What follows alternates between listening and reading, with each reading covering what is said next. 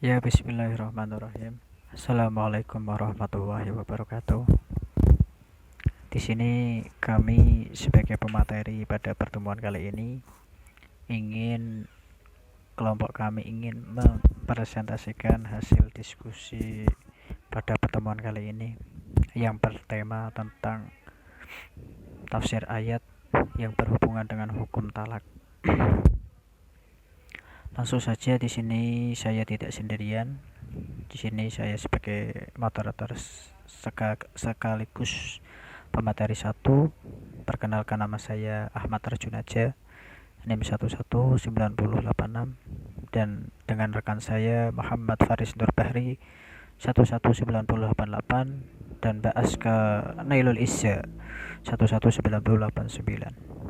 Langsung saja kita ke materi pertama, yaitu surat At-Talaq ayat 1 yang berbunyi, ya ayuhan nabiyyu idza talaqtumun nisaa fatallaquhunna li'iddatihinna wahsul iddata wattaqullah rabbakum la tukhrijunhunna min buyutihinna wa la yakhrujna illa ay ya'tiyanna bi fahishatin mubayyinah wa tilka hududullah wa may yata'adda hududallah faqad dzalama nafsah la tadri la'allallah yuhaddisu ba'da dzalika amra. Terjemahan surat tersebut berbunyi, hai Nabi, apabila kamu menceraikan istri-istrimu, maka hendaklah kamu ceraikan mereka pada waktu mereka dapat menghadapi iddahnya atau yang wajar, dan hitunglah waktu iddah itu serta bertakwalah kepada Allah Tuhanmu. Dan kemudian janganlah kamu keluarkan mereka dari rumah mereka, dan janganlah mereka diizinkan keluar kecuali mereka mengerjakan perbuatan keji yang terang. Itulah hukum-hukum Allah, dan barang siapa yang melanggar hukum-hukum Allah, maka sesungguhnya dia telah berbuat dolim terhadap dirinya sendiri. Kamu tidak mengetahui barangkali Allah mengadakan sesudah itu sesuatu hal yang baru. Asbabun nuzul surat At-Talaq ayat 1 diriwayatkan oleh Al-Hakim yang bersumber dari Ibnu Abbas bahwa Abdul Yazid Abu Ruqonah mengenal istrinya yang bernama Ummu Ruqonah, kemudian ia menikah lagi dengan seorang wanita di kota Madinah. Istrinya mengadu kepada Rasulullah Shallallahu Alaihi Wasallam dengan berkata, ya Rasulullah, tidak akan terjadi hal seperti ini kecuali karena si rambut pirang. Ayat ini, At-Talaq ayat 1, turun berkenaan dengan peristiwa tersebut yang menegaskan bahwa kewajiban seorang suami terhadap istrinya yang ditalak tetap harus ditunaikan sampai habis masa iddahnya. Tapi di sini dilarang tidur bersama. Menurut Az-Zahabi, isnad hadis ini lemah dan isi beritanya salah karena peristiwa Abdu Yazid terjadi sebelum Islam sampai kepadanya. Kemudian diriwayatkan oleh Ibnu Abi Hatim dari Qatadah yang bersumber dari Anas. Diriwayatkan pula oleh Ibnu Jarir yang bersumber dari Qatadah, dan diriwayatkan pula oleh Ibnu Mundir yang bersumber dari Ibnu Sirin, tetapi keduanya mursal, bahwa Rasulullah Shallallahu Alaihi Wasallam menala istrinya yang bernama Hafsah. Ia pun pulang kepada keluarganya. Ayat ini turun berkenaan dengan peristiwa tersebut yang memerintahkan kepada Rasulullah SAW agar memberi nafkah kepada Hafsah sampai habis masa iddahnya.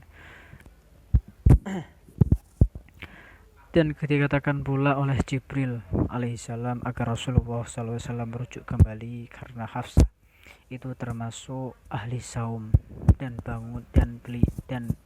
Hafsah itu bangun sholat malam atau qiyamul lail. Tafsir surat At-Talaq ayat 1, As-Subak mengatakan ayat ini diturunkan berkenaan dengan kasus Abdullah bin Ammar yang menala istrinya dalam keadaan haid. Kemudian ia disuruh oleh Nabi SAW di daerahnya, kemudian menahannya sampai ia suci dari haidnya, lalu haid lagi, kemudian suci lagi. Setelah itu beliau hendaknya menalaknya, maka talaklah ketika dalam keadaan suci dan belum dicampuri. Masa yang oleh Allah diperintahkan untuk wanita ditalak pada masa itu. Bismillahirrahmanirrahim. Alhamdulillah, pada kesempatan kali ini saya akan sedikit memaparkan mengenai tafsir surat At-Talaq ayat 2, yaitu tentang hukum-hukum tolak. Berikut ini saya akan membacakan surat At-Tolak ayat 2. A'udzubillahi minasyaitonirrajim. Fa idza balagna ajalahunna fa'amsikuhunna bima'ruf aw fariquhunna bima'ruf wa asyhidu dzawa adlin minkum wa aqimus syahadata lillahi dzalikum yu'adu bihi man kana yu'minu billahil yaumil akhir wa may yattaqillaha yaj'al lahu makhraja. Apabila mereka telah mendekati akhir iddahnya, maka rujukilah mereka dengan baik atau lepaskanlah mereka dengan baik, dan persaksikanlah dengan 2 orang saksi yang adil di antara kamu, dan hendaklah kamu tegakkan kesaksian itu karena Allah. Demikianlah diberi pengajaran dengan itu orang yang beriman kepada Allah dan hari kiamat. Barang siapa bertakwa kepada Allah, niscaya dia akan mengadakan baginya jalan keluar. Adapun asbabun nuzul mengenai surat At-Tolak ayat 2. Pada ayat 2 ini Allah tidak membedakan antara rujuk tolak dengan menghadirkan saksi. Karena itu tidak boleh salah satu lainnya, seperti menolak tanpa 2 saksi laki-laki yang adil, atau rujuk tanpa adanya orang adil sebagai saksi. Perbuatan seperti ini melanggar hukum Allah. Akan tetapi Sayyid Sabiq mengatakan tolak sah tanpa disaksikan di hadapan orang lain. Sebab tolak adalah hak suami. Ia tidak memerlukan bukti untuk menggunakan haknya. Kemudian tafsir surat At-Tolak ayat 2.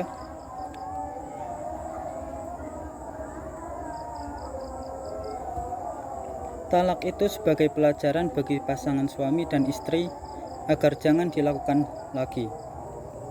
Selama dalam iddah, pasangan dapat melakukan rujuk dengan menghadirkan 2 orang saksi. Si istri selama dalam iddah harus diberi kesempatannya dan diberi kesempatan untuk tetap tinggal di rumah suaminya.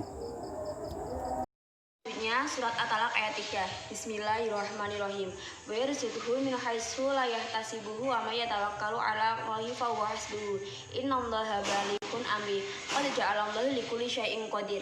Terjemahan surat At-Talaq ayat 3. Artinya, dan memberinya rezeki dari arah yang tiada disangka-sangkanya. Dan barang siapa yang bertawakal kepada Allah, niscaya Allah akan mencukupinya. Sesungguhnya Allah melaksanakan urusan yang dikehendakinya. Sesungguhnya Allah telah mengatakan ketentuan bagi tiap-tiap sesuatu. 3. Tafsir surat At-Talaq ayat 3. Dalam ayat-ayat ini Allah menerangkan bahwa apabila masa iddah istri hamil habis dan suami masih ingin berkumpul kembali, ia boleh rujuk kepada istrinya dan tinggal bersama secara baik sebagai suami istri, melaksanakan kewajibannya, memberi belanja, pakaian, tempat tinggal, dan lainnya. Akan tetapi kalau suami tetap tidak akan merujuk kepada istri, maka ia boleh melepaskannya secara baik pula tanpa ada ketegangan terjadi, menyempurnakan maharnya, memberi mut'ah sebagai imbalan dan terima kasih atas kebaikan istrinya selama ia hidup bersama, dan lain-lainnya menghibur hatinya. Sekian dari kelompok kami. Apabila ada banyak kekurangan, mohon maaf sebesar-besarnya. Wassalamualaikum warahmatullahi wabarakatuh.